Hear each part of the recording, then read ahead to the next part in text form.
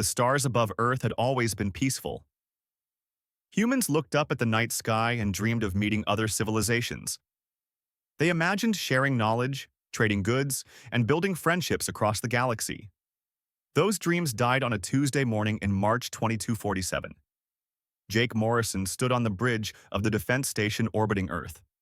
He had been watching the morning shift change when every alarm in the command center started screaming at once.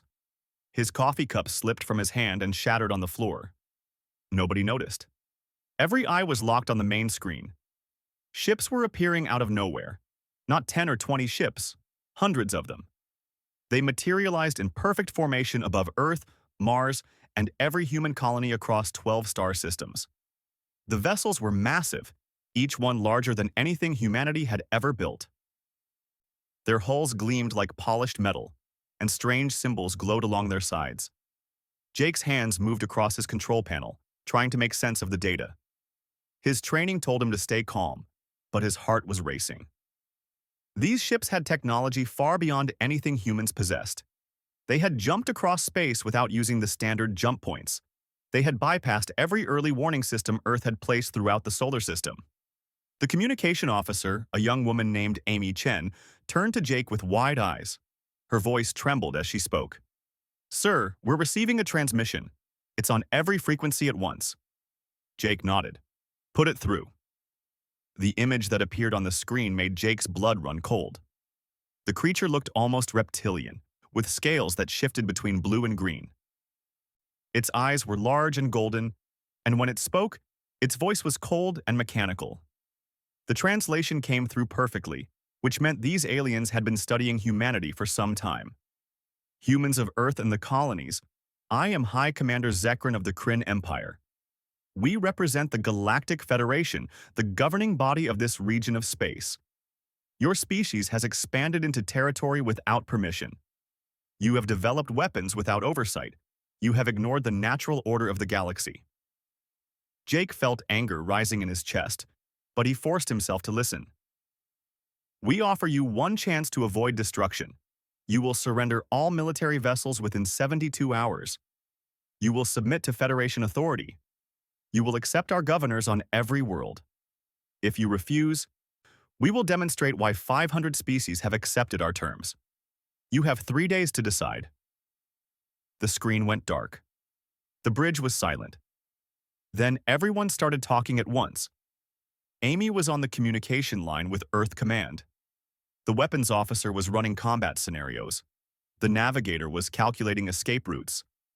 None of it mattered. Jake had served in the military for 15 years, and he knew a losing battle when he saw one. On Earth, President Lisa Warren sat in the Emergency Command Center, deep below the Capitol. The room was packed with military leaders, scientists, and government officials. Everyone was shouting suggestions, but Lisa barely heard them. She was looking at the tactical display showing the alien fleet. The numbers were impossible. Earth's entire military consisted of about 200 warships. The aliens had brought 5 times that number, and their technology was centuries ahead. Admiral Kyle Bennett stood beside her. He was an old man with gray hair and tired eyes. He had fought in the colony wars 20 years ago and had seen plenty of combat. Now he put his hand on Lisa's shoulder and spoke quietly. "We can't win this fight. Not today. Maybe not ever. If we resist, they'll destroy every city on Earth. I've seen the power readings from their weapons. One of those ships could level a continent." Lisa wanted to argue. She wanted to find a way to fight back.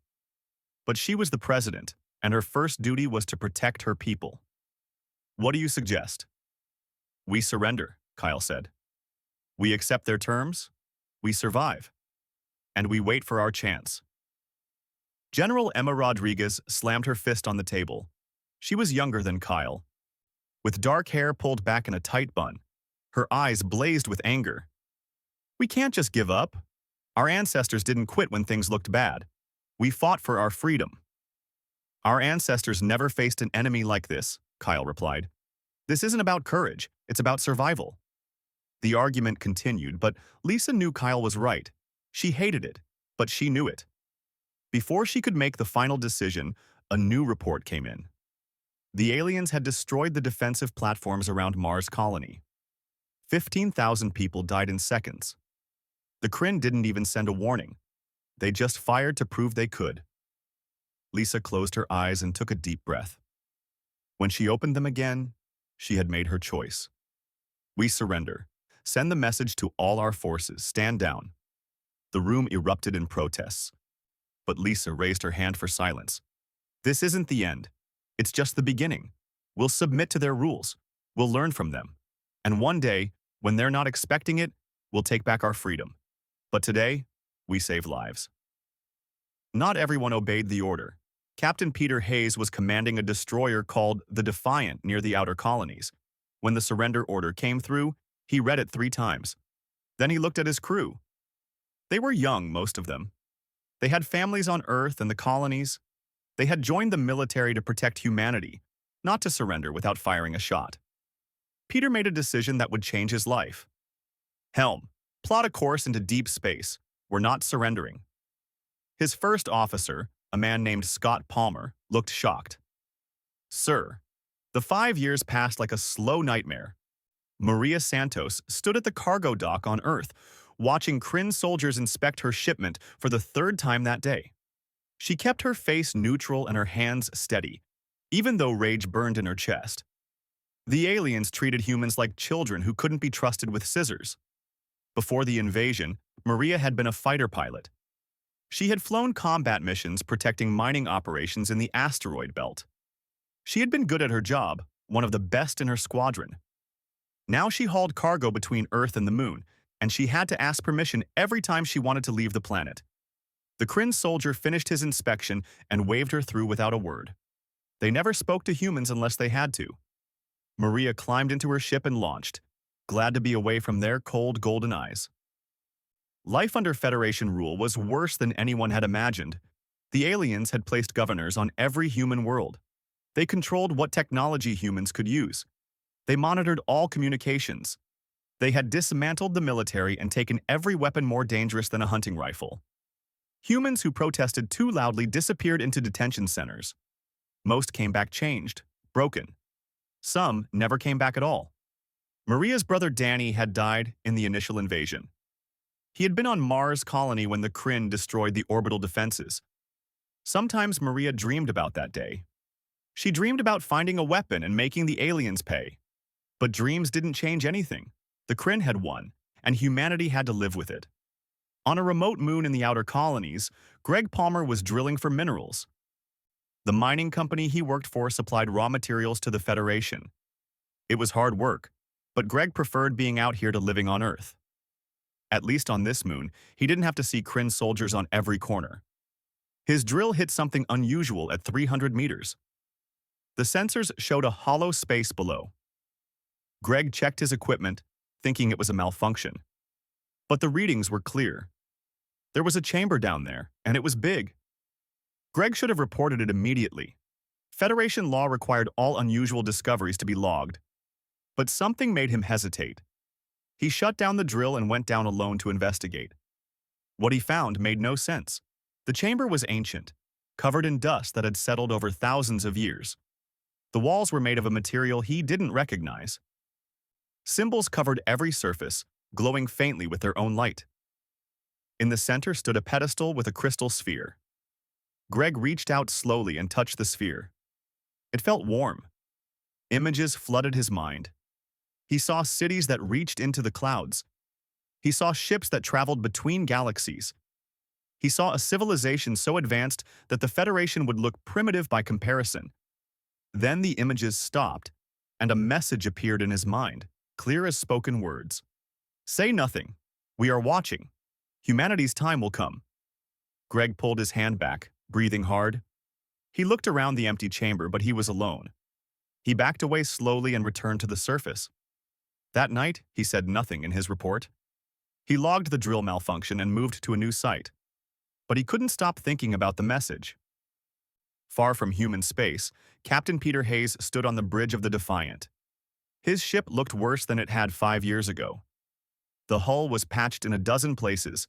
The engines ran rough, but they were still flying, still fighting. Peter and his crew had spent 5 years hitting Federation supply lines. They rescued human prisoners from detention ships. They stole weapons and supplies. They were pirates and terrorists in the eyes of both Earth's government and the Federation. Peter didn't care. He was doing what he thought was right. His first officer, Scott Palmer, approached with a datapad. "Captain, we just intercepted a Federation transmission. It's encrypted, but our system broke it." Peter took the pad and read. His eyes widened. "This can't be right." "I checked it 3 times, Scott said. "It's real." The transmission contained records from the Federation archives. It showed that humanity wasn't the first species the Federation had conquered. There were dozens of others. Some had been subjugated centuries ago. The Federation had erased their histories, destroyed their cultures, and reduced them to servant species. They had done it over and over, and they planned to do the same to humanity. Peter felt sick, but he also felt something else. Hope. If we can prove this, we can show other species what the Federation really is. We can find allies. "We need to get this information to Earth," Scott said. "To the Resistance." Peter nodded. The Resistance. It had taken years, but humanity had finally started fighting back in secret. Small cells operating on every world. Former military officers training soldiers in hidden bases. Scientists studying captured Federation technology. President Lisa Warren and Admiral Kyle Bennett were coordinating it all from Earth. On Earth, Lisa sat in a secret bunker that the Federation didn't know existed. Around her sat the leaders of the Resistance. Kyle Bennett looked older than he had 5 years ago, but his eyes were sharp. Emma Rodriguez was there too, her hatred of the Kryn burning as bright as ever. And Jake Morrison, who had left his post on the defense station to join the fight. "We've been preparing for 5 years, Lisa said. "We have weapons hidden on every world. We have soldiers ready to fight. We've reverse-engineered enough Federation technology to make our own advanced weapons. The question is, when do we strike?" Kyle pulled up a star map. "We need perfect timing. If we hit too early, they'll crush us. If we wait too long, they'll discover what we're doing. Kryn Intelligence Officer Vorath has been sniffing around our operations. He's suspicious." Emma leaned forward. "Then we move soon, within the month." "We need Captain Hayes," Jake said. "His intelligence about the Federation's past conquests changes everything. We can use it to turn their own member species against them." Lisa nodded. "Make contact with Hayes. Tell him to come home. It's time to stop running and start fighting." The meeting continued late into the night. Plans were made. Resources were allocated. Targets were chosen. By the time the sun rose, humanity had a plan. It was dangerous. It was probably suicidal, but it was better than living on their knees. Maria Santos received a message on her personal device that night. It was encrypted and brief. "We remember what you were. We need you again. Are you ready to fly?" Greg Palmer returned to the ancient chamber with a small team he trusted. They were miners he had worked with for years, people who hated the Federation as much as he did. They brought scanning equipment and recording devices, being careful to avoid Federation monitoring systems. The chamber was exactly as Greg had left it. The glowing symbols on the walls pulsed with soft light. The crystal sphere sat on its pedestal, waiting. One of his team members, a woman named Kate Fisher, approached the sphere cautiously. "What is this place?" she asked. "I think it belonged to a civilization that came before the Federation," Greg said. "Before anyone we know about." He touched the sphere again, and this time he was ready for the flood of information. The images came faster now. He saw a species called the Architects. They had ruled the galaxy millions of years ago. Their technology had been so advanced that they could shape stars and create life. But they had grown beyond the need for physical form. They had ascended to something else, something humans couldn't understand. Before they left, they had hidden their technology across the galaxy. Weapons, ships, knowledge. They left it as a gift for younger species who might be worthy. The sphere showed Greg the location of other sites, dozens of them, hundreds, all waiting to be found. "We need to tell the Resistance," Kate said. Greg nodded. "This changes everything." The message reached Earth 3 days later. Lisa Warren read the report twice, not quite believing it. ancient alien technology that could match or exceed the Federation's capabilities. Multiple sites across human-controlled space. It seemed too good to be true. Admiral Kyle Bennett was more cautious. It could be a trap. The Federation might have planted this to draw out the resistance. But Emma Rodriguez disagreed. The Kryn wouldn't be that subtle. If they knew about us, they'd just attack. I say we investigate. Lisa made the decision. Send teams to every location Greg identified. Quietly. If even half of this technology works, we can turn this war around.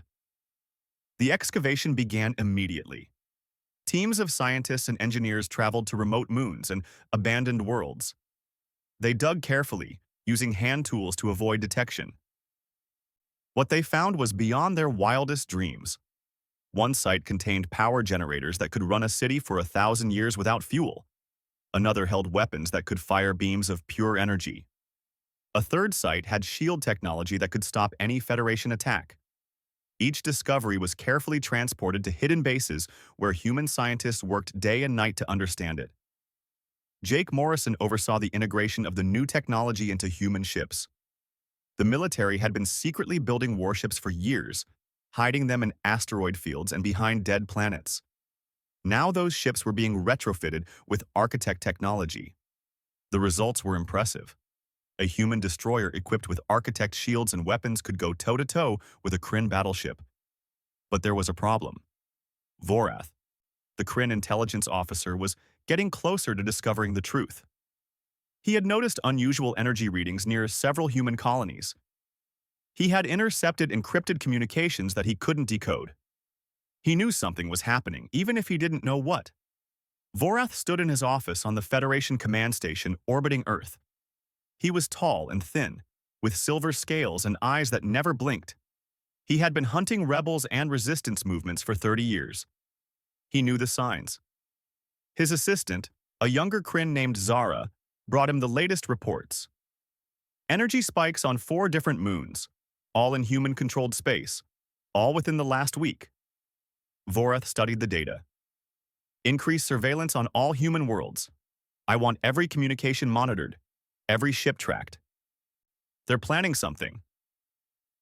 On the Defiant, Captain Peter Hayes received the message from Earth.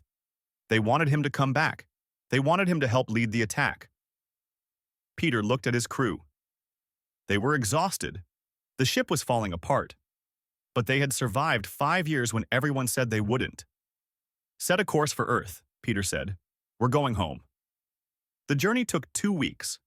Peter used every trick he knew to avoid Federation patrols. When the Defiant finally entered human space, it was like coming home after a lifetime away. Earth looked exactly as he remembered it. Blue and beautiful and occupied by an enemy that needed to be driven away. The Defiant docked at a hidden base on the dark side of the moon. Peter and his crew were greeted like heroes. Maria Santos was there, wearing a flight suit again. Jake Morrison shook Peter's hand and smiled. Good to have you back, Captain. Good to be back, Peter said. Now tell me the plan. They gathered in a conference room deep inside the base. Lisa Warren stood at the head of the table. Around her sat the leaders of the resistance. Kyle Bennett, Emma Rodriguez, Jake Morrison, Maria Santos, Peter Hayes, and dozens of others who had risked everything for this moment. Lisa activated the holographic display. It showed the entire human sphere of space. Every colony, every station, every Federation military installation. We hit them everywhere at once, Lisa said. We've coordinated with resistance cells on every world. At exactly 0600 hours, 7 days from now, we attack. The Defiant will hit the Federation headquarters at Alpha Station. That will draw their reinforcements away. While they're distracted, our main fleet will strike at their command ships in orbit around Earth. Peter looked at the tactical display showing Alpha Station. It was heavily defended. The mission was suicide. You're asking me to be the bait. I'm asking you to do what you do best, Lisa said. Create chaos, draw them away. Give us the opening we need. Peter nodded slowly. The Defiant won't survive. I know, Lisa said quietly, and I'm sorry. Don't be, Peter said.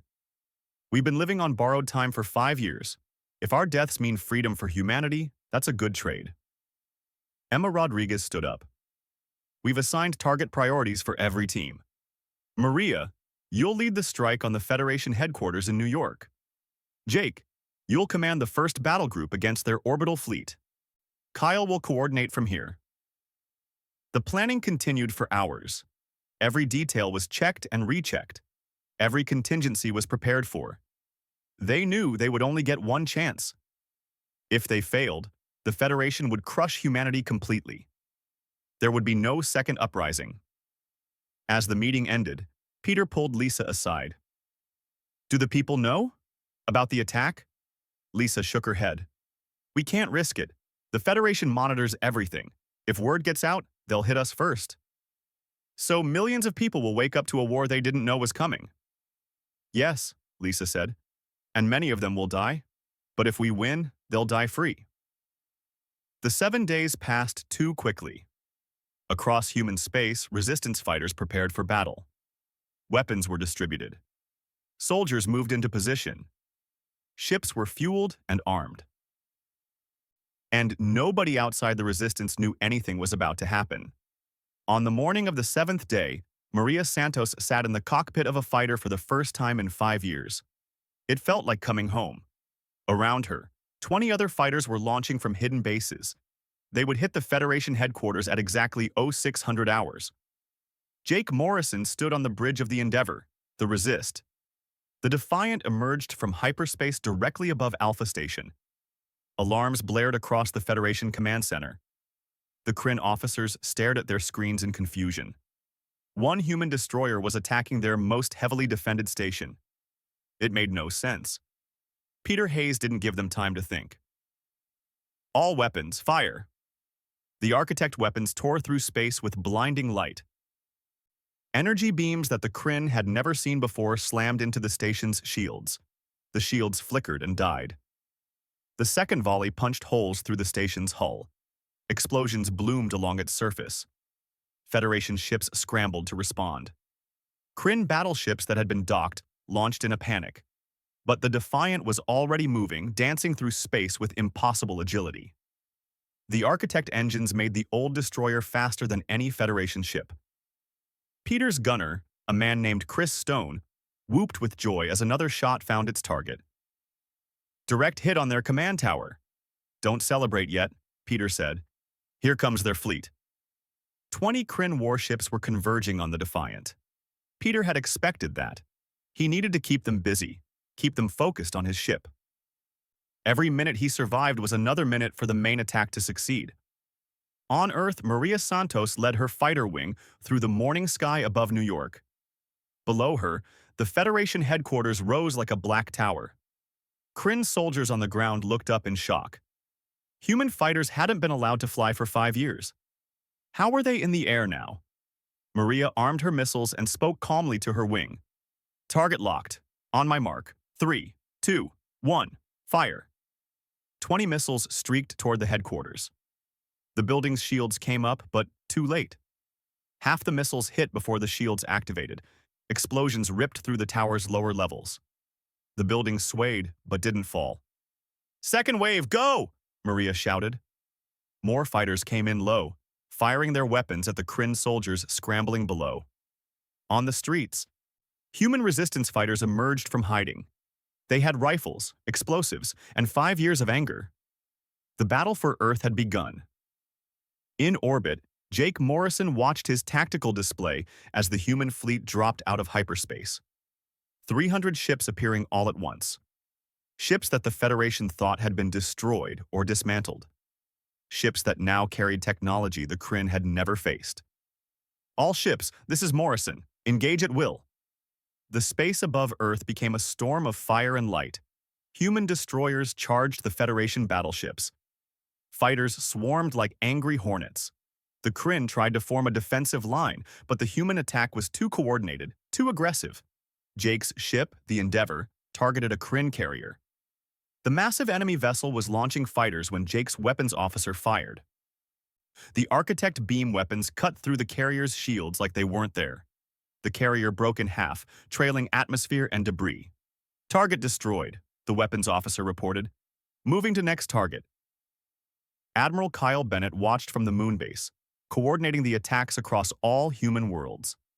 Reports flooded in. Mars' colony had risen up and taken back their orbital platforms.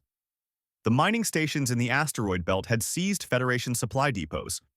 Every human world was fighting, but the cost was high.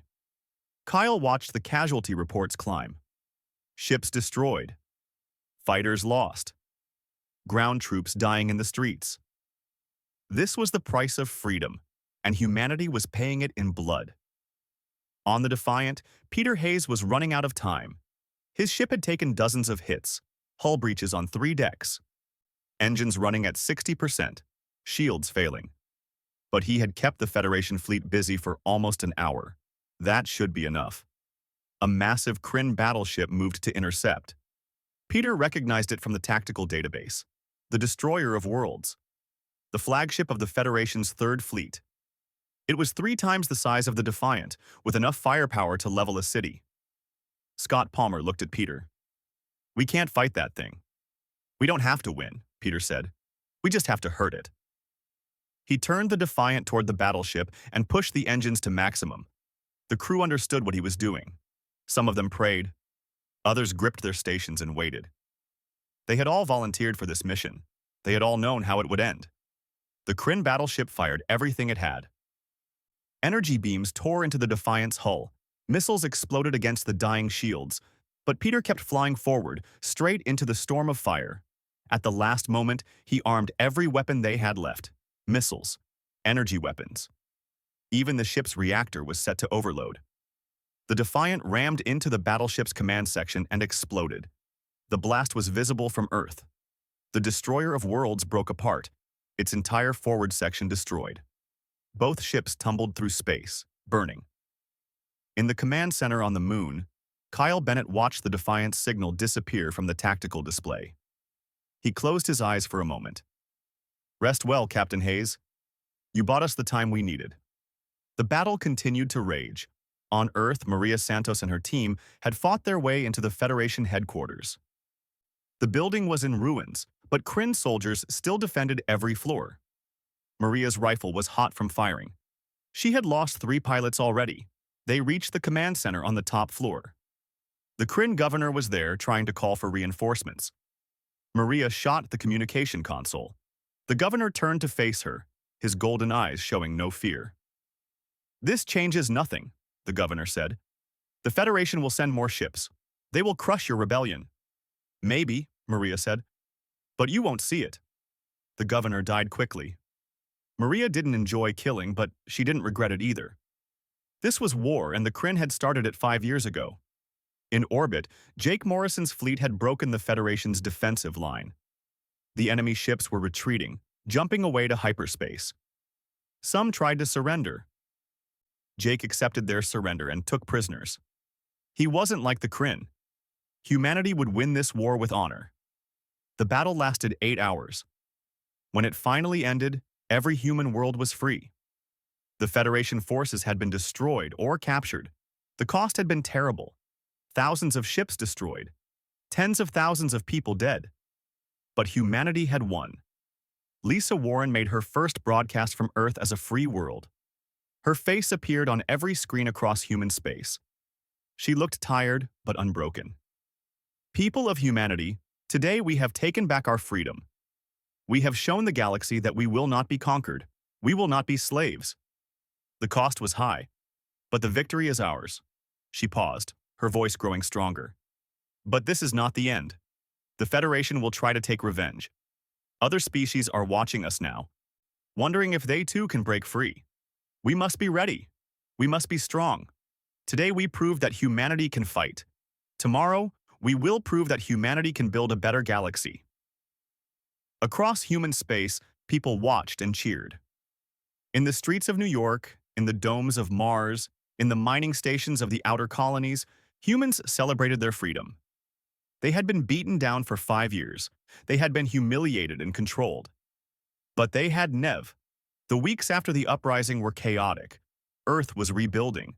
The ruins of the Federation headquarters were being cleared. Bodies were being recovered and identified. Families mourned their dead while also celebrating their freedom. It was a strange time of mixed emotions. Lisa Warren worked 20 hours a day from the presidential office. Messages flooded in from across the galaxy. Some were from human colonies reporting their status. Others were from alien species asking questions. A few were threats from the remaining Federation forces. The biggest message came from the Kryn Empire itself. High Commander Zekrin appeared on screen, his reptilian face twisted with anger. You have violated galactic law. You have destroyed Federation property. You have killed our soldiers. There will be consequences. Lisa met his gaze without fear. You invaded our worlds. You enslaved our people. You gave us no choice but to fight. If there are consequences, you brought them on yourself. We will send a fleet to crush your rebellion, Zekrin warned. You can try, Lisa said. But you should know something first. We've discovered the truth about the Federation. We know about the other species you've conquered. We know about the civilizations you erased, and we're going to tell everyone. She cut the transmission and turned to Kyle Bennett. Release the files. Everything Captain Hayes gathered. Send it to every species in the galaxy. The files went out within the hour. They contained proof of the Federation's crimes going back centuries. Species that had been conquered and reduced to slaves. Cultures that had been destroyed. Technologies that had been stolen. The Kryn had built their empire on lies and violence, and now the galaxy would know the truth. The response was immediate. On dozens of worlds, species that had been forced into the Federation began to rebel. The Valter, a peaceful species of traders, declared independence. The Morlans, fierce warriors who had been conquered 200 years ago, rose up against their Kryn governors. The Syrians, a species of scholars, published documents proving the Federation had stolen their technology. Within a month, the Galactic Federation was falling apart. The Kryn tried to hold it together with force, but they couldn't fight wars on 50 different worlds at once. Their empire was crumbling, and they couldn't stop it. General Emma Rodriguez was promoted to Supreme Commander of Earth's military. Her first task was to help the rebelling species. Human ships carried weapons and supplies to worlds fighting for freedom. Human soldiers trained rebel forces. Humanity, so recently conquered itself, was now helping others break free. On a space station near the Valter homeworld, Emma met with representatives from 6 different species. They all had the same question. How did humanity defeat the Federation? Emma told them the truth. We survived, we prepared, we worked together, and when the time was right, we fought with everything we had. The Federation thought we were broken. They were wrong. A Valter diplomat, a small blue creature with large eyes, spoke carefully. The Kryn will seek revenge. They will try to destroy all of us. We need to work together. That's why we're here, Emma said. We're proposing a new alliance. Not like the Federation, which was built on fear and control. A real alliance where every species is equal, where everyone has a voice. The idea spread quickly. Species that had never trusted each other found common ground in their shared hatred of the Kryn. Meetings were held, treaties were signed. The new coalition was born, with humanity as one of its founding members. Jake Morrison was given command of humanity's newest warship, the Endeavor. It was the first ship built entirely after the uprising, designed from the ground up with both human and architect technology.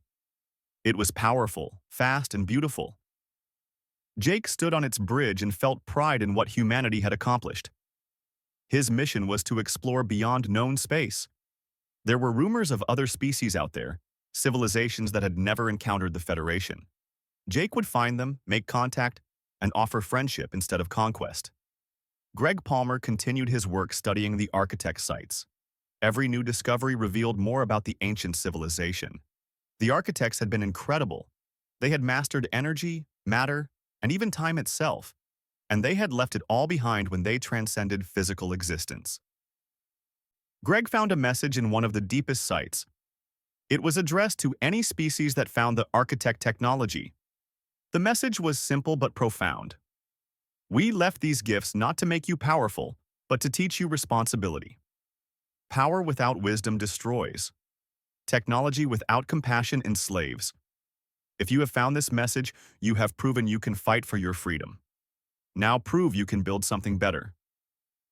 Greg shared the message with the coalition. It became a guiding principle for the new alliance.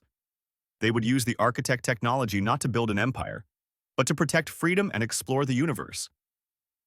Maria Santos turned down a medal and a promotion. She didn't want to be a hero. She just wanted to fly. Instead of joining the military again, she took a small ship and left Earth. She wanted to see the galaxy, to visit the worlds that were now free because humanity had fought. She landed on the Valtor homeworld and met families who had been living under Kryn rule for generations. They thanked her for what humanity had done. Their children played in streets that were free for the first time. Maria realized that the fight had been worth it.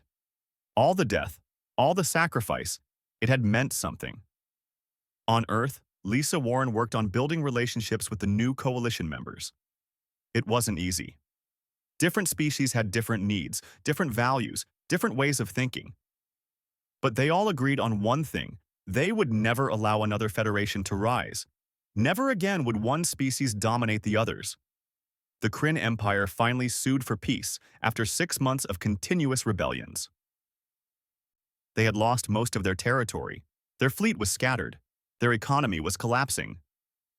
High Commander Zekran appeared on screen again, but this time he looked defeated. "We accept your terms," he said simply. Lisa read the treaty carefully. The Kryn would withdraw from all conquered worlds. They would pay reparations. They would dismantle their military to defensive levels only. Most importantly, they would open their records to coalition inspection. No more secrets, no more hidden crimes. "These terms are acceptable," Lisa said, "but understand this. We will be watching. If the Kryn ever try to rebuild their empire, the coalition will stop you. The galaxy has changed. The age of conquest is over." Admiral Kyle Bennett retired after the peace treaty was signed. He had served humanity for 40 years, through war and occupation and rebellion. Now he wanted to rest. He moved to a small house on the coast and spent his days watching the ocean. Sometimes he thought about the people who had died under his command. He hoped they would have approved of the peace he had helped build. Earth transformed over the following years. The scars of occupation healed slowly. New buildings rose where Federation structures had stood. The orbital defenses were rebuilt, stronger than before. Human ships patrolled the space lanes, not to conquer but to protect. A memorial was built in orbit around Earth. It listed the names of everyone who had died in the invasion and the uprising. Thousands of names carved in stone that floated in space where everyone could see them. At the top was a simple message: "They fought so we could be free." Peter Hayes was remembered as a hero. His name was given to a new class of destroyers. Schools taught children about his sacrifice. Maria Santos visited his memorial sometimes, remembering the man who had refused to surrender when everyone else had given up. The galaxy was different now. The old order had fallen. Species that had been enemies were learning to work together. Trade flourished. Culture was shared. New technologies were developed and shared freely instead of hoarded. Humanity had changed too. They had been tested by fire and had emerged stronger. They had learned that freedom was worth fighting for, but also that winning the fight was only the beginning. Building a lasting peace was harder than winning a war. Jake Morrison sent reports back from his exploration missions. He had found 3 new species beyond the old Federation borders. All of them were peaceful. All of them were invited to join the coalition. The galaxy was bigger than anyone had imagined, and there was room for everyone to thrive. 10 years had passed since the uprising. Earth looked different now. The cities had been rebuilt with a mix of human and alien architecture. Ships from a dozen species docked at orbital stations. Children played in parks without fear of Kryn soldiers. The world had moved on, but it had not forgotten. Jake Morrison returned to Earth after 5 years of exploration. His ship, the Endeavor, was scarred from its journeys but still flew strong. He had visited 40 different star systems and made contact with 8 new species. All of them had joined the coalition after learning about humanity's fight for freedom. He landed at the main spaceport and was surprised by the crowd waiting for him. News crews, politicians, and ordinary people who wanted to thank him for his service. Jake felt uncomfortable with the attention. He was just doing his job, but he understood what he represented. Hope. Proof that the galaxy was bigger and better than anyone had imagined. President Lisa Warren greeted him personally. She looked older now, with gray in her hair and lines around her eyes. Leading humanity through its rebuilding had taken a toll, but her eyes were still bright, still determined. "Welcome home, Captain," she said. "Thank you, ma'am," Jake replied. "It's good to be back." They walked through the spaceport together, security keeping the crowds at a respectful distance. Lisa spoke quietly. "I want to talk to you about something important. We're forming a new organization, a peacekeeping force for the Coalition. Ships and soldiers from every member species working together to prevent conflicts and protect the innocent. I want you to lead it." Jake stopped walking. "Ma'am, I'm an explorer, not a politician." "That's exactly why you're perfect for this," Lisa said. "You've seen more of the galaxy than almost anyone. You understand different cultures. You've proven you can work with alien species, and people trust you." Jake thought about it. He had spent 5 years flying from star to star, meeting new civilizations and helping them join the Coalition. It had been amazing work, but also lonely. Maybe it was time for something different. Something that could help more people. "I'll do it," he said, "but I choose my own team." "Done," Lisa agreed. Maria Santos was one of the first people Jake recruited. He found her on Mars, where she had been training new pilots. She had settled down somewhat, even started a family. But when Jake offered her a position as his second-in-command, she accepted immediately. Some people were born to fly, and Maria was one of them. Emma Rodriguez continued to lead Earth's military, but she also helped train the peacekeeping force. Soldiers from dozens of species came to Earth to learn human combat techniques. Emma taught them not just how to fight, but when to fight, and when to find peaceful solutions. War should always be the last option, never the first. Greg Palmer made an incredible discovery in his 10th year of studying architect sites. He found a map showing the location of every architect facility in the galaxy. Thousands of sites, spread across millions of light years. Some had been found already. Most remained hidden, waiting. More importantly, he found a warning. The architects had transcended physical form, but they were still watching. They had left their technology as a test. If younger species used it to build empires and conquer others, the architects would return and take it all away. But if species used it to explore, to learn, and to build peaceful civilizations, the technology would continue to unlock new wonders. Greg shared this information with the Coalition. It reinforced what they were already trying to do. The architect's technology was powerful, but it came with responsibility. The Coalition took that responsibility seriously. The Kryn Empire had changed dramatically. After losing the war and most of their territory, they had been forced to rebuild from scratch. The younger generation of Kryn didn't want to conquer anymore. They had seen where that path led. They wanted to be part of the galaxy, not rulers of it. A Kryn delegation came to Earth, led by a young diplomat named Zarin. She met with Lisa Warren in the presidential office. The meeting was tense at first. Too much history stood between their species. "We cannot undo what our ancestors did," Zarin said, "but we can choose a different path. We want to join the Coalition. We want to prove that the Kryn can be more than conquerors." Lisa studied her carefully. "Words are easy. Actions are what matter. If the Kryn truly want to change, you'll have to earn the galaxy's trust." "We understand," Zarin said. "We're prepared to do whatever it takes."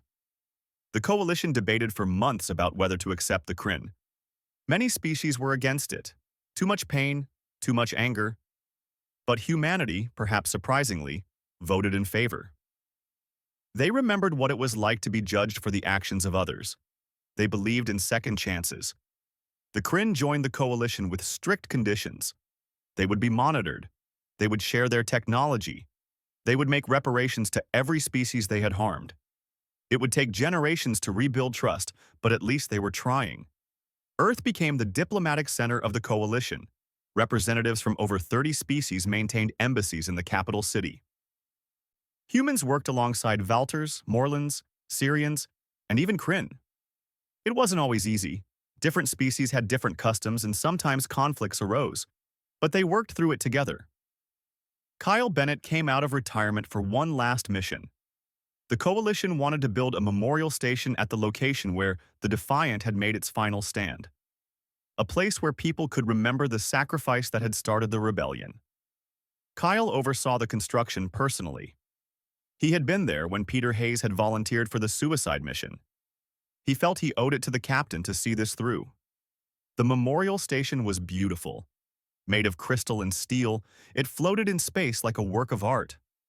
Inside was a museum showing the history of the uprising. Visitors could see holographic recreations of the battles. They could read the stories of people who had fought and died. They could understand what freedom had cost. At the center of the station was a chamber containing a piece of the Defiant's hull, burned and twisted metal that had survived the explosion. Next to it was a hologram of Peter Hayes, speaking his final words before the attack. "We fight not for glory but for freedom. We die not as victims but as warriors. Remember us." The station was opened on the 10th anniversary of the uprising. Representatives from every coalition species attended. Maria Santos flew in the ceremonial flyover, leading a formation of fighters from a dozen different worlds. Jake Morrison gave a speech about sacrifice and hope. Even Zarin, the Kryn diplomat, laid a wreath in memory of those who had died. Lisa Warren spoke last. She stood before the twisted metal of the Defiant and addressed the crowd. 10 years ago, humanity fought for its freedom. We didn't fight because we were brave. We fought because we had no other choice. The galaxy expected us to surrender, to accept our place as a conquered species. But humanity has never been good at accepting defeat. She paused, looking at the diverse crowd before her. Dozens of species, all free because humanity had shown them it was possible to fight back. What happened here changed the galaxy forever. The old order fell. A new order rose, one based on freedom and cooperation instead of fear and domination. We built something better than what came before.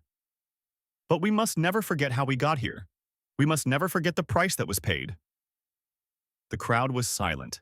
Everyone there understood. Freedom wasn't free. It had to be earned and protected. The architects left us a gift, Lisa continued. Technology beyond our wildest dreams. But they also left us a responsibility. To use that gift wisely. To build a galaxy where all species can thrive. To ensure that what happened to humanity never happens to anyone else. She placed her hand on the piece of the Defiant. Captain Hayes and his crew gave their lives for that future. Thousands of others did the same. We honor them not just by remembering them, but by living up to the ideals they died for. Freedom, justice, peace. After the ceremony, Lisa stood alone in the memorial chamber. She was tired. 10 years of leadership had exhausted her. She had decided not to run for re-election.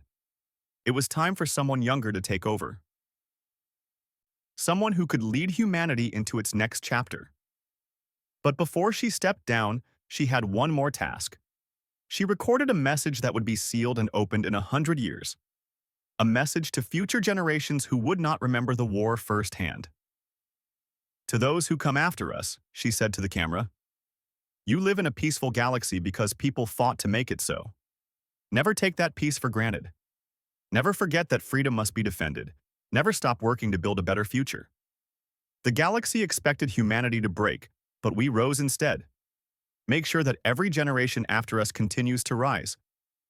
Jake Morrison took command of the Coalition Peacekeeping Force with Maria Santos as his second. Their first mission was to stop a conflict between two species arguing over mining rights. They didn't fire a single shot. They just brought both sides together and helped them find a compromise. That became the model for how the force operated. War was always the last option. Greg Palmer continued his research, unlocking more architect secrets every year. He discovered that the architects had seeded life across the galaxy millions of years ago. Every species in the coalition, including humans, carried architect DNA.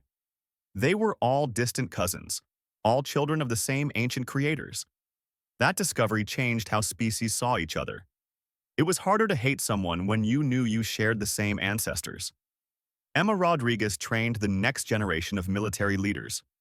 She taught them that the purpose of military force was to protect, not to conquer, to defend freedom, not to impose control. Her students came from dozens of worlds, and they carried her lessons back to their home systems. The coalition continued to grow. New species joined every year. The territory it covered expanded across a quarter of the galaxy, and at the center of it all was humanity. Not as rulers or conquerors, but as partners and friends. Earth's children grew up in a galaxy their grandparents would have thought impossible. They played with alien children in their schools. They learned languages from a dozen different species. They dreamed of exploring stars that hadn't even been discovered yet. The scars of the occupation faded, but the lessons remained. Every child learned about the uprising in school. They learned about the people who had fought and died for freedom. They learned that even when things seemed hopeless, resistance was possible. That even the smallest could stand against the mightiest. That courage and determination could change the galaxy. Maria Santos retired for the final time after 20 years of service. She was old now, her hair white and her body tired. But her eyes were still sharp. She stood on the observation deck of a space station and looked out at the stars. A young pilot approached her nervously. "Ma'am, I just wanted to say thank you. My grandmother was alive during the occupation. She told me stories about what it was like, about how people like you fought to free us." Maria smiled. "I didn't do it alone. Thousands of people fought. Most of them aren't remembered. But they're the real heroes." "Will you tell me about the uprising?" the young pilot asked. Maria nodded. "Sit down, it's a long story," and she told it. The fear and anger of the occupation, the secret preparations, the desperate fight, the sacrifices made, the victory won. The young pilot listened with wide eyes, and Maria was glad. As long as someone remembered, as long as the stories were told, the people who died would never truly be gone. Years later, when Maria finally passed away peacefully in her sleep, the coalition declared a day of mourning. She was buried on Earth with full military honors. Representatives from 40 species attended her funeral. She had lived to see the galaxy transformed, and she had helped make it happen. The galaxy continued to change and grow. New discoveries were made. New species were contacted. New friendships were formed. But the foundation remained the same. Freedom for all, justice for everyone, peace through cooperation. These were the principles humanity had fought for, and the entire galaxy had embraced them. And somewhere in the darkness of deep space, beyond the reach of any telescope, the architects watched and approved. The younger species had passed the test. They had taken the gift of technology and used it to build something beautiful. The galaxy had been transformed, and it would never go back to the way it was. Humanity had struck back when no one expected it. They had freed themselves and inspired others to do the same. They had changed everything, and the galaxy would remember them forever. The new coalition continued to grow. More species joined. More worlds were freed. The architect technology helped, but it was human determination that made the difference. Humanity had shown the galaxy that even the weakest could stand up to the strongest, that even the conquered could become free, that even in the darkest times, hope could survive. Lisa Warren gave a speech on the 5th anniversary of the uprising. She stood in front of the orbital memorial, with Earth glowing blue and beautiful behind her. 5 years ago, we fought for our freedom. Today, we celebrate not just our victory, but what we built after it. We didn't just defeat the Federation. We created something better. A galaxy where all species can live in peace, where strength protects rather than oppresses, where freedom is the right of all beings. She paused, looking at the stars. The galaxy expected humanity to fall. They expected us to break, but we rose instead. And in rising, we lifted others with us. That is the legacy we leave to future generations. Not conquest, not empire, but hope. Across the coalition, on hundreds of worlds belonging to dozens of species, people watched and agreed. Humanity had changed the galaxy, and the galaxy would never be the same again. Ears stopped being human. They had never stopped fighting in their hearts. Emma Rodriguez walked through the ruins of the Federation headquarters. Bodies lay everywhere, human and Kryn alike. War was ugly, and victory didn't change that. But it was necessary. Sometimes the only way to protect what you love was to fight for it. Maria Santos stood beside her fighter, looking up at the stars. She thought about her brother Danny. She thought about all the people who had died in the invasion and in the uprising. She hoped they would have been proud of what humanity had accomplished today. Jake Morrison received a priority message on his ship. It was from the outer colonies. Several Federation member species had seen humanity's victory. They were asking questions. They wanted to know how humanity had done it. Some were asking if they could join the fight. The galaxy was changing. The Federation had seemed unbeatable for centuries. But humanity had proven that even the strongest empire could fall. Other species were watching. Other species were hoping. And some were preparing to follow humanity's example. The war for freedom had just begun. Ance's largest warship. It had been built in secret over 5 years, assembled piece by piece in an abandoned shipyard. Now it was ready for battle, equipped with the best human and architect technology. Peter Hayes checked the Defiant systems one last time. Everything was running as well as could be expected. His crew was ready. They knew what was coming. They had all volunteered. In the hidden command center, Lisa Warren watched the countdown clock. 5 minutes until the attack. 4 minutes. 3. She thought about all the people who would die today. She thought about the future they were fighting for. She thought about humanity's right to be free. The clock hit 0. Across 12 star systems, humanity rose up and struck back. Maria stared at the message for a long time. She thought about her brother. She thought about 5 years of humiliation. She thought about the empty sky where human warships used to patrol. She typed one word in response. Yes. All across human space, the same message went out to thousands of people. Former soldiers, engineers, pilots, scientists, people who had been forced to pretend they accepted Federation rule. People who had been waiting for this moment. The response was always the same. Yes. The storm was gathering. The Kryn just didn't know it yet. That's a direct order from Earth Command. If we run, they'll call us traitors. Then we're traitors, Peter said. I didn't join the military to bow to aliens who threaten our families. We're leaving. Anyone who wants to stay behind can take a shuttle. No judgment. Nobody left. The Defiant turned away from human space and jumped into the darkness beyond. Behind them, the rest of humanity lowered their weapons and accepted their fate. The occupation had begun.